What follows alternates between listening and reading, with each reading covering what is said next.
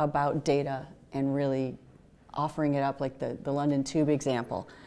Did they have any worries or concerns about protecting that data? I mean, they just gave all the data to the citizens. How do companies think about protection now and managing data? That's a brilliant question. I mean, the whole data privacy thing and data sovereignty piece and data security piece, data rights is such a tough topic right now.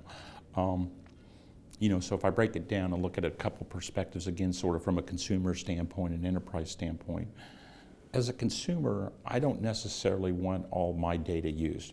So I don't like turning cookies on where they can track me on everything. And if I'm looking at barbecue grills and I'm reading the Wall Street Journal and all of a sudden I get a barbecue grill ad in the Wall Street Journal, I don't like that experience, right? It didn't work for me, so I like turning those cookies off to do it. But I get how valuable that is.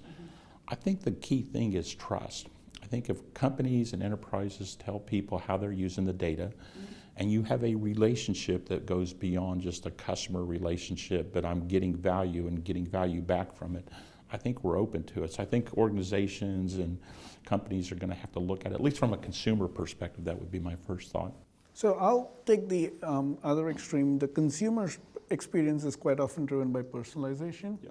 In our own business in research, there is data about a provider, about a client that is extremely confidential, but in aggregate and in an anonymized manner can be hugely insightful. And just knowing that and having the controls to make sure you're never exposing the confidentiality. So you can still use the data in a way that is insightful to different stakeholders.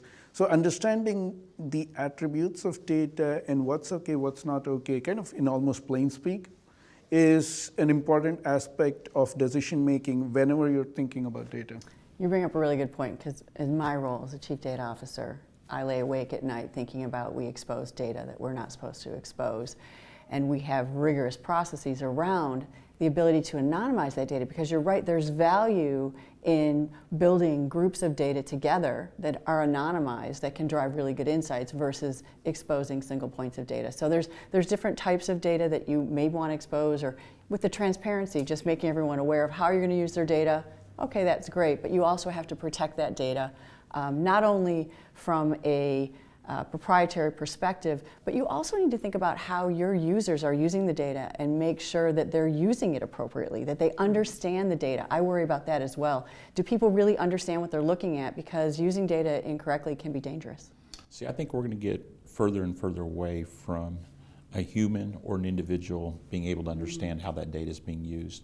And if you think about the millions of APIs and microservices that are out there, and all the different ways that data is being used, right?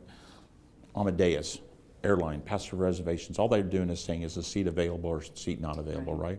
How many people in seat apps do we see, though, where people use it differently? And you go in and see, do you want this amount of legroom, that amount of legroom? Do you want this type of seat? Do you want that? There's all sorts of aspects to that change that experience, similar to what TFL we talked through. I don't think we can control that downstream. Just like the deals that we do with companies today, if I'm getting ESG data from somebody, they can't dictate how I use that data. They don't necessarily interpret the data forward. It's got to be developed in a way that is consumable across the supply chain that we no longer control. And that's going to be a different level of thinking for all of us as we think through how do we expose data, which will also drive through our strategy of what data should be exposed. That's right.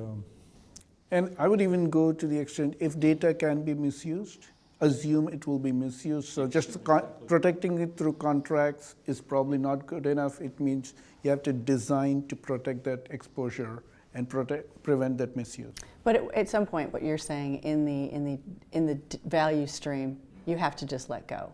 You just have to let go. You just have to let go. I think when you design your API strategy and your microservices strategy and your overall data monetization strategy, you have to assume it's going to be used in ways that we can't even fathom now, and you just have to let go.